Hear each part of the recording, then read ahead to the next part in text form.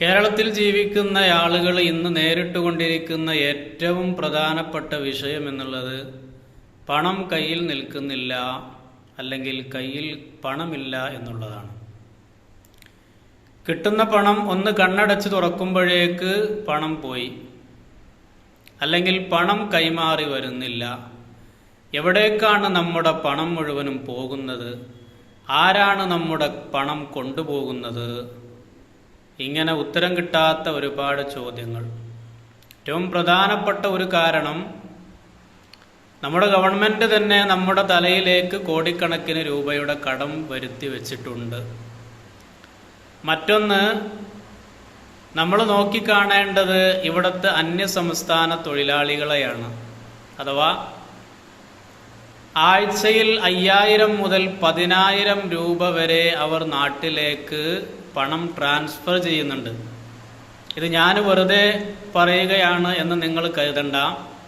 നമ്മുടെ നാട്ടിലൊക്കെയുള്ള ചെറിയ mobile ഷോപ്പുകളിലൊക്കെ money transfer ചെയ്യുന്ന കടകളുണ്ടാവും. അവിടെ ചെന്നൊന്ന് അന്വേഷിച്ചാൽ മതി. ഈ ജോലി ചെയ്യുന്ന ആസാം ബംഗാളികളും നേപ്പാളികളൊക്കെ, അന്യസംസ്ഥാന ഹിന്ദിക്കാരൊക്കെ എത്ര രൂപയാണ് അവരൊക്കെ അവരുടെ നാട്ടിലേക്ക് അയച്ചു കൊണ്ടിരിക്കുന്നത് എന്ന് അവിടെ ഒന്ന് പോയി ചോദിച്ചാൽ മതി. ഇല്ലെങ്കിൽ അവിടെ രാത്രി, വെള്ളിയാഴ്ച വ്യാഴാഴ്ച രാത്രി ഒന്ന് അവിടെ പോയാൽ മനസ്സിലാകും.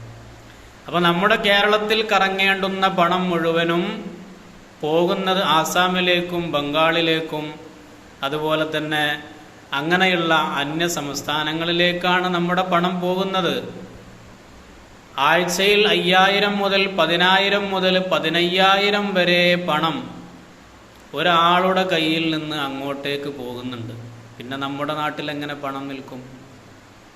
അധ്വാനിച്ച് നേടിയതാണ്. അതുകൊണ്ട് നമുക്ക് അതിന് പ്രത്യേകിച്ചൊന്നും പറയാനില്ല. മലയാളികൾ എപ്പോഴും പുതിയ ബിസിനസ്സിനെ കുറിച്ച് ഇങ്ങനെ ചിന്തിച്ചു കൊണ്ടിരിക്കുകയാണ്. എപ്പോഴും പുതിയ ബിസിനസ്സിനെ കുറിച്ചുള്ള ചിന്ത മാത്രമാണ്. പക്ഷെ ബിസിനസ് നടക്കുന്നില്ല. കാരണം എല്ലാ ബിസിനസ്സിനും എന്തെങ്കിലും ഒരു നെഗറ്റീവ് ഉണ്ടാവും. എല്ലാ ബിസിനസ്സിനും നെഗറ്റീവ് ഉണ്ടാവും. ഇപ്പോൾ കച്ചവടക്കാരായ ആളുകൾ ഒരു കച്ചവടം നടന്നു കഴിഞ്ഞാൽ കസ്റ്റമറുടെ പിന്നാലെ തെണ്ടി നടക്കുന്ന കാഴ്ചയാണ്.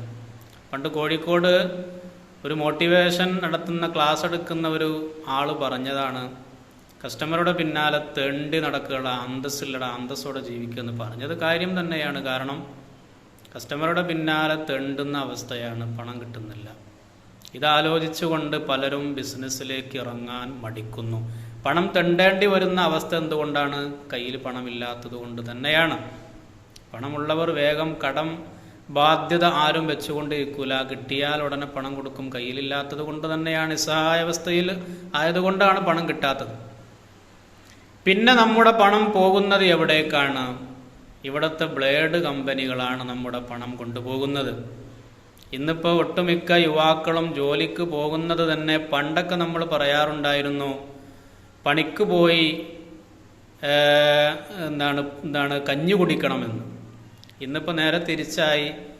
പണിക്ക് പോകുന്നത് EMI അടക്കാനാണ്, ലോൺ അടക്കാനാണ്. ഈ ഒരു അവസ്ഥയിലേക്ക് കാര്യങ്ങൾ മാറി. നമ്മൾ ഇവിടെ പണം കൊടുത്തുകൊണ്ട് കോർപ്പറേറ്റുകളെ തീറ്റിപ്പിക്കുകയാണ് ചെയ്യുന്നത്. നമ്മുടെ പണം മുഴുവനും കോർപ്പറേറ്റ് കമ്പനികൾ കൊണ്ടുപോകുന്നു. ബ്ലേഡുകാരും വട്ടിപ്പലിശക്കും പണമെടുത്തുകൊണ്ട് അവരെ തീറ്റിപ്പോറ്റുന്ന ഒരു സമൂഹമായി മലയാളികൾ മാറിയിട്ടുണ്ട്. പണം മുഴുവനും അവരുടെ കയ്യിലാണ്. പണം കൊടുത്തുകൊണ്ട് ഭീമമായ സംഖ്യ പലിശ വാങ്ങി തിന്നുന്ന ഒരു വിഭാഗം. ഒരുപാട് ആളുകളുടെ കണ്ണീര് കുടിച്ചുകൊണ്ടാണ് അവരൊക്കെ പണം ഉണ്ടാക്കുന്നത്. ഒരിക്കലും രക്ഷപ്പെടാൻ പോകുന്നില്ല.